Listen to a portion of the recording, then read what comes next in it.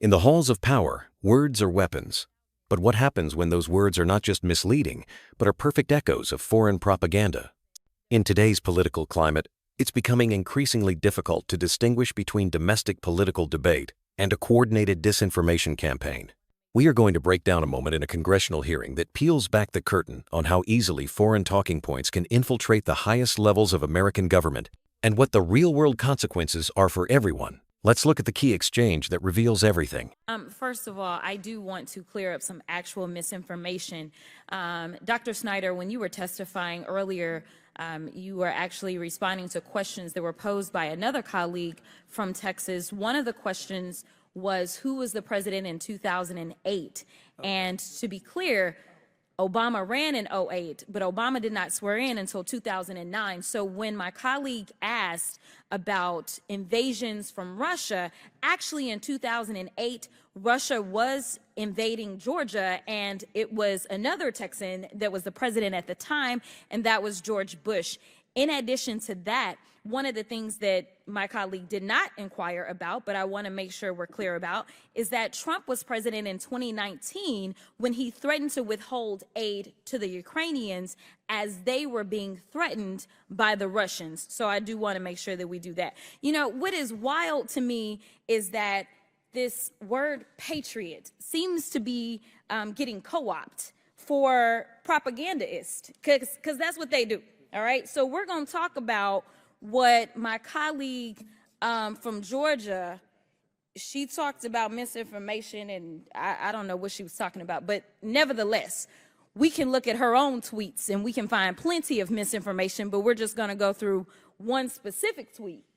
Now, she said that we need to work with Israel to track down the serial numbers on any U.S. weapons used by Hamas against Israel.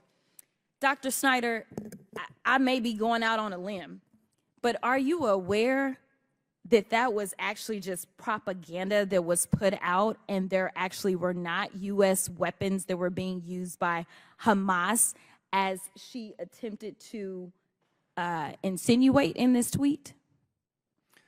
I mean, first of all, I appreciate the clarification. I knew that the question, who were the American presidents, was going to be the toughest one I got from that side.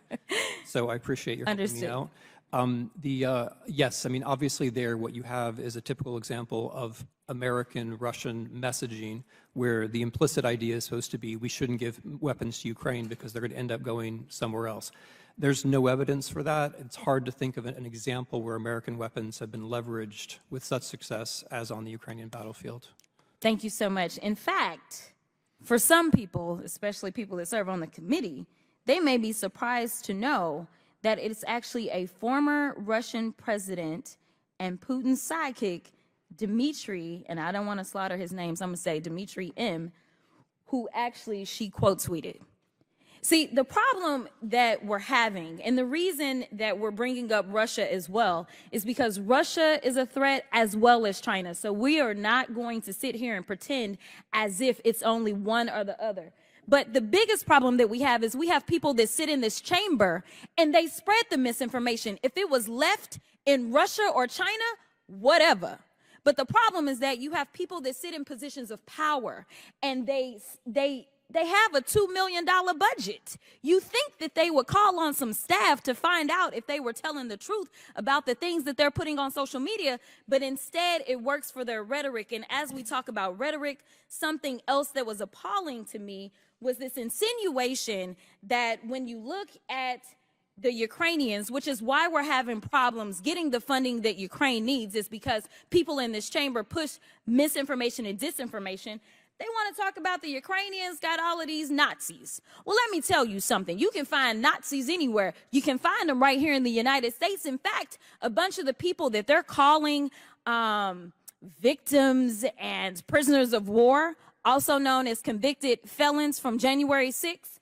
I have an article that I'd like to enter into the record by unanimous consent that says neo-Nazi January 6th rioter pleads guilty.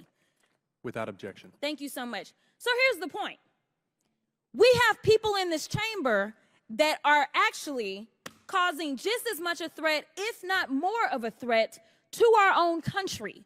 We should be talking about holding our very own accountable for the misinformation and disinformation that they are spreading, whether it's coming out of China, whether it's coming out of Russia, or whoever is peddling it. It is a problem because right now what we see is that people are dying and we cannot get the support that we need from the public because they continue to peddle lies. And I'm tired of it because I didn't come to this chamber to play games. I came to this chamber to answer to the people, the American people, and to make sure that we keep the American people safe. And if we don't get something done, as they talk about the border, I do want to be clear, the only reason we haven't gotten funding for the border is because they killed, the House Republicans here, killed the bill that they actually sent us from the Senate side. If they want to do some work, let me tell you something, the Democrats are ready, and it seems like the Senate Republicans are ready too. They just need to get to it and stop peddling Putin's lies. Thank you. Let's dissect what just happened. The representative's strategy is methodical and sharp. She begins not with an accusation, but with a factual correction about which president was in office in 2008. This initial move is crucial. It immediately establishes her as the arbiter of facts in this exchange, and subtly frames her opponent's entire line of questioning as being built on a faulty foundation. She then pivots to a very specific tweet from another colleague, which alleged that U.S. weapons were being used by Hamas. This isn't a random example. It's a direct confrontation with a narrative that had been identified as Russian propaganda, designed specifically to erode American support for arming Ukraine. By connecting her colleague's tweet to a quote from a former Russian president, she isn't just accusing her of being wrong. She's mapping out the exact path of how a piece of foreign disinformation traveled from an adversary onto the social media feed of a U.S. lawmaker and into the congressional record. The core theme she builds is one of accountability.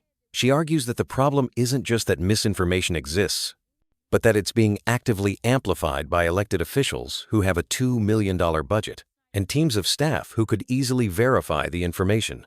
Another key theme is the deliberate blurring of lines. She points out the hypocrisy of colleagues who warn about Nazis in Ukraine while simultaneously defending the 6th of January convicts, some of whom are self-avowed neo-Nazis. This forces the viewer to question the consistency and sincerity of these national security arguments. This exchange is a microcosm of a much larger issue plaguing Western democracies. The deliberate spread of disinformation is no longer a fringe activity. It has become a mainstream political tool. When elected officials repeat talking points that originate from adversarial nations like Russia or China, it does more than just score political points. It directly serves the strategic goals of those nations. Think of it like a national immune system. Disinformation is the virus, and its goal is to weaken the country from within by creating division, sowing distrust in institutions, and paralyzing the government's ability to respond to real threats. This is why the funding for Ukraine and border security gets stalled. The debate is no longer about the merits of the policy itself, but is instead bogged down by a manufactured narrative that the aid will be misused or that the government is fundamentally corrupt. Ultimately, this leads to policy gridlock, which is a victory for any foreign power that wishes to see the United States weakened and unable to act decisively on the world stage. The real cost isn't measured in dollars, but in the erosion of public trust and national security. So, what are the key takeaways from all of this? First, in today's information landscape, it's critical to question where political narratives come from, as they are often deliberately crafted to mislead. Second, the line between domestic political rhetoric and foreign propaganda is becoming dangerously thin, and the amplification of these messages by public figures has severe consequences. Finally, this internal conflict and misinformation directly hinders the government's ability to address critical issues, effectively doing the work of foreign adversaries for them. This leaves us with a critical question.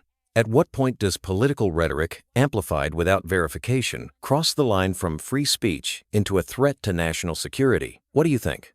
Let us know in the comments below. And if you found this analysis helpful, be sure to like, subscribe, and share this video.